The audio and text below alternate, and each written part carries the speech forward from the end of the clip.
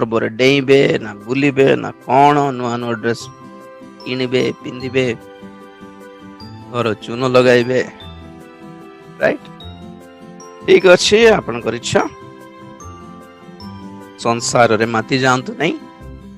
ନିଜକୁ ଯେପରି ଆମେ କଳଙ୍କିତ ନ କରିବୁ ଅଶୁଚି ନ କରିବୁ ଜାଗ୍ରତ।